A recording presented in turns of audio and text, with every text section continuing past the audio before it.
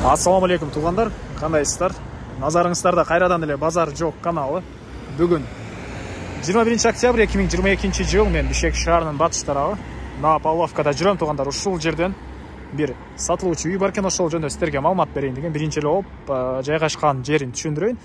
Мен турган жер көпчүлүгүңүздөр билген чоң трасса, Фрунзе трассасы жана Учительский көчөсүнүн кесилишинде турам.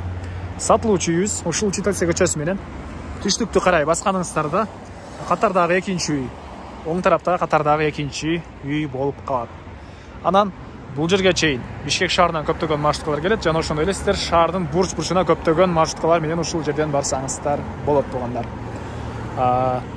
Бир аз эле батышыракта 200 метрдей аралыкта мектеп, Зария базары деле 300 метрдей аралыкта. Чыгышты карай бассаңыздар аптекалар, Чыңгыз Айтматов атындагы гимназия тугандар. Бул жерде бильярд бар экен, мынакей маркеттер, фастфуд, жаныңыздарда бала бакча, сулуулук салону баары бар тугандар. Мына ушундай. Анда эмесе мен сатылуучуга карай жол алдым. Сиздер лайктан басып өз оюңуздарды комментарийге жазып туруңуздар.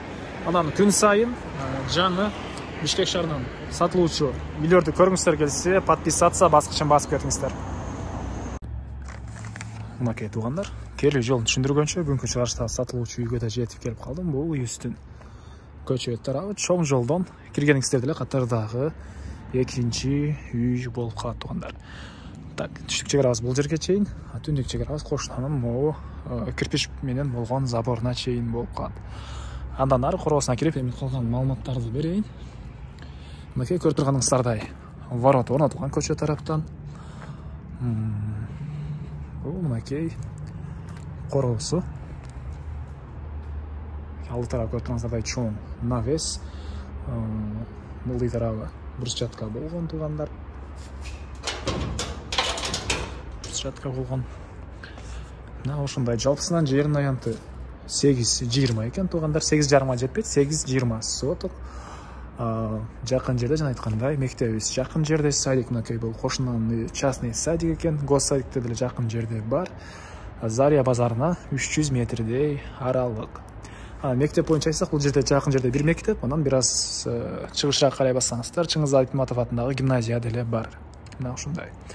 Эми мынакей бул короосу үйүбүз жөнүндө айтсак 173 квадрат метр, толук түрдө кирпич менен бүтүрүлгөн. Толук түрдө кирпич, стенасы, сейсма пояс, колонна баары куюлуп, анан биринчи этаж менен экинчи этаждын ортосунда плиталар ташталган тугандар. Биринчи этаж менен экинчи этаждын ортосунда плита, суу, свет бар экен,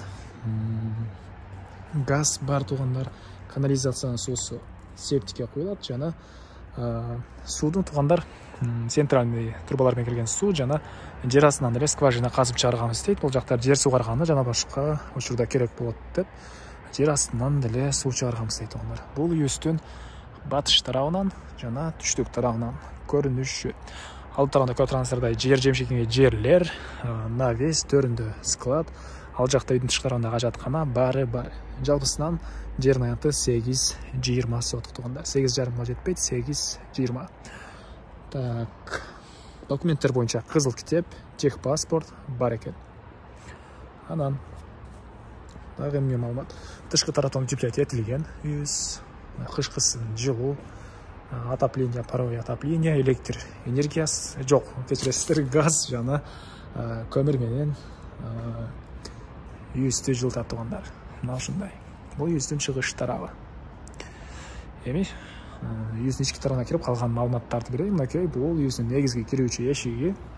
Мына ушундай эшик орнотулган. Бул мынакей үйүздүн кире бериши тугандар. Прихожка. Бул жерде экинчи этажга чыккан тепкич деле орнотулган. Андан ары түз жүрсөк, бул жакта отоплениянын котел жайгашкан бөлүмү. Жана айткандай эле газовый котел жана көмүр менен үйдү жылыткан котел менен үйүздү жылытат. Бул жакта ракайын орнотулуп сууда чыгарып, полдору кафель, долдар шпаклевка жана арестон деле орнотулган тугандар. Окей, мына ушундай.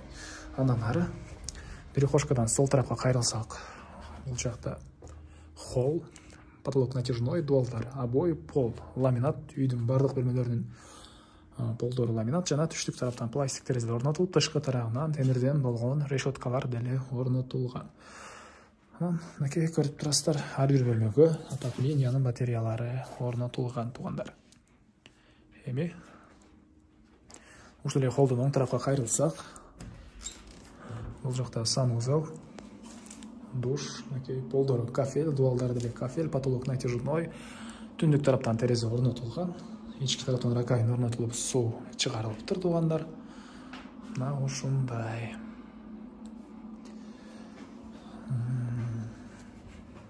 Андан ары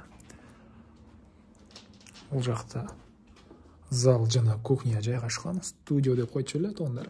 Дубалдар көрүп турсаңыздар, жидкий обой, потолок натяжной. Батыш тараптан жана түштүк тараптан терезелер орнотулуптур. Окей, ички тарабынан раковина орнотулуп, суу чыгарылган. Көрүп турсаңыздар, кухонный мебелдер, газовый плита. Ушундай. Үй жылуу дейт, үй ээси тышкы тараптан утеплять этилген, видеонун башында айткандай эле. Отоплениянын батареялары ар бир бөлмөдө орнотулган. Мына ушундай туугандар, эми сиздерге экинчи этажды көргөзөйүн. Анан биринчи этаж менен экинчи этаждын ортосуна плита ташталган, сейсмопояс, колонна баары куюлган. Үйүбүздү сапаттуу түрдө өзүбүз үчүн салганбыз дейт. Азыр кээ бир себептерден улам сатып аткан учуру. Толук түрдө кирпич үйүбүздүн стенасы. Анан бул мынакей экинчи этаж. Экинчи этаждын холлу дейсизби? Мынакей пол ламинат, потолок натяжной. Чыгыш тараптан мындай терезелер орнотулган. Анан ушул жерден сол тарапка кайрылсак, коридор. Бул коридордон калган бөлмөлөргө өтүп кетип атат экенбиз. Мынакей бул детский бөлмө, потолок натяжной, дубалдар обои, түштүк тараптан терезе орнотулган. Андан ары бул жакта дагы бир бөлмө.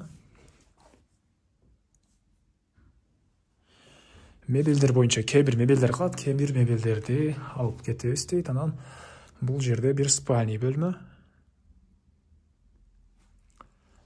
Түштүк тараптан жана батыш тараптан терезелер орнотулган. Батареялар туугандар, мынакей көрүп турасыздар, мондай чоң батареялар дейт. Почти кээ бир батареяларга 2 эсе келет экен, чоң мондай. Мына ушундай. Эми андан ары бул жакта дагы бир мондай детский спальный бөлмө бар экен.